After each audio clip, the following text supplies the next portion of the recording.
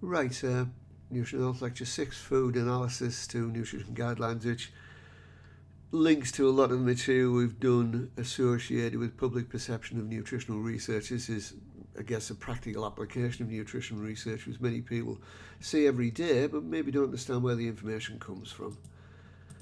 Okay, so we'll look at starting at food labels, which I was just talking about. We'll want a little bit to talk about food and nutritional claims, do some high-level stuff on why we think about why we analyse food.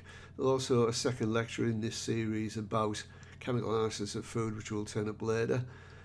We'll have a look at the work of McCants and Widdowson, two very famous names in nutrition in this country. Revisit food-based dietary guidelines, such as the Eat Well plate, and then reflect on how it wasn't always like this. Okay, so food labels. While more of the information can be obtained from barcodes and other links such as QR codes, the food label is the most important source of information about food and nutrition for most consumers. There are usually two aspects to this. The front of pack traffic light label. These provide information on the number of grams of fat, saturated fat, sugars and salt, the amount in energy in both kilocalories and kilojoules, in a serving or portion of the food. You should bear in mind that the portion of a food is somewhat variable and considerably ill-defined. It also gives information on reference intakes. These are guidelines about the approximate amount of particular nutrition and energy required for a healthy diet. For a typical person. The back of the pack label gives details about the amount of specific nutrients the food contains. These are expressed again as servings, in this case slices, whatever a slice is, and per 100 grams. The RI information is also included here.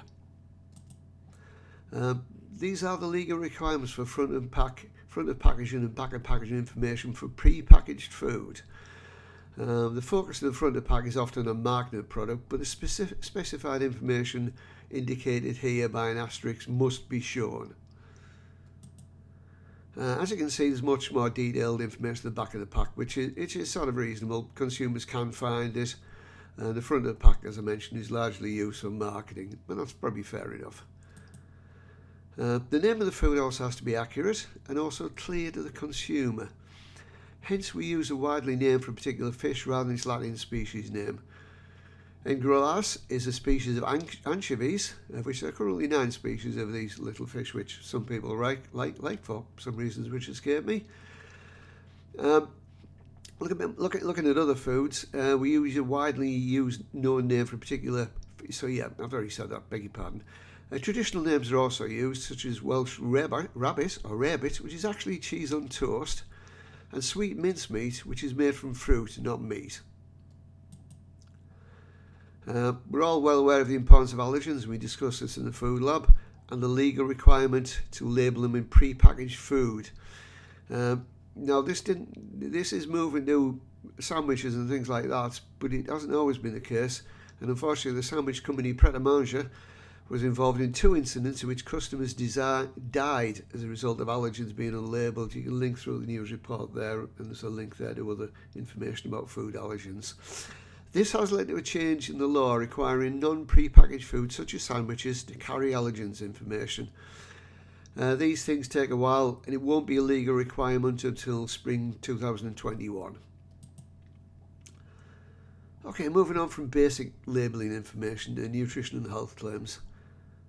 These are claims that could be made about food based on their wider impact on health. They are governed by EU regulations. The status post-Brexit of the UK remains unclear, but any exports from the UK into the EU will still need to be subject to these regulations. The European Food Safety Authority is a very good source of information about such matters, so see the link and watch the video from the nice lady from EFSA, European Food Safety Authority, about health claims before proceeding. So stop the video if you're watching the video and go back to the presentation. There are some of the claims there: high in fibre, low fat, no added sugar. Things which we are familiar with. They all have legal definitions. So there's the legal sort of background to what nutrition claims are. Many foods can and do make nutrition claims which are based on analysis of the food with respect to a range of nutrients. So they're quite straightforward to establish from the composition of the food. This list, this link here, beg your pardon, down here, has lists of the currently permitted claims, many of which you are familiar with. There's a couple we can see there. So energy free and low energy. Let me just see if I can open that up. Right, so open that web page up. And if we have a scroll down, we can see the ones we've got on the picture there. But things like low fat, it's clearly defined. So no more than 3 grams of fat per 100 grams for solids, or 1.5 grams of fat per 100 mils for liquids. And we scroll down and see they are things we are familiar with. So low sodium, low salt, sodium free or salt free, high fibre, and a range of other things. So reduced in the name of the nutrients, which may be a wide of things.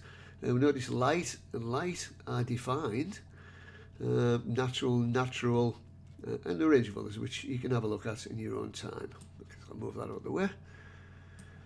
Right, okay, moving on.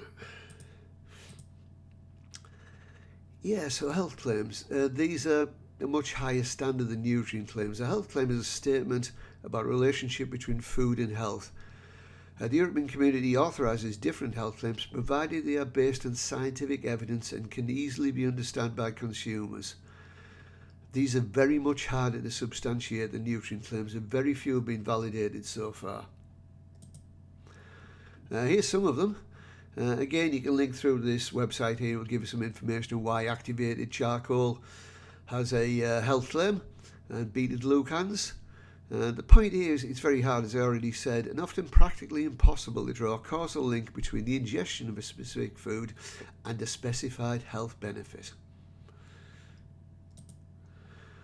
Okay, so why analyse food? We've already seen some reasons. I'm sure we could come up with a list of our own. You should maybe think about doing that.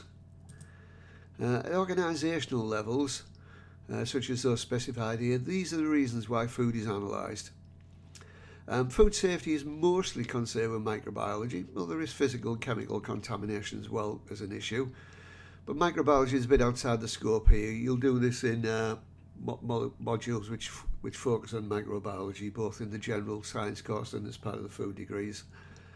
Yeah, okay, so moving on. Food authenticity is another important issue that analysis helps us establish.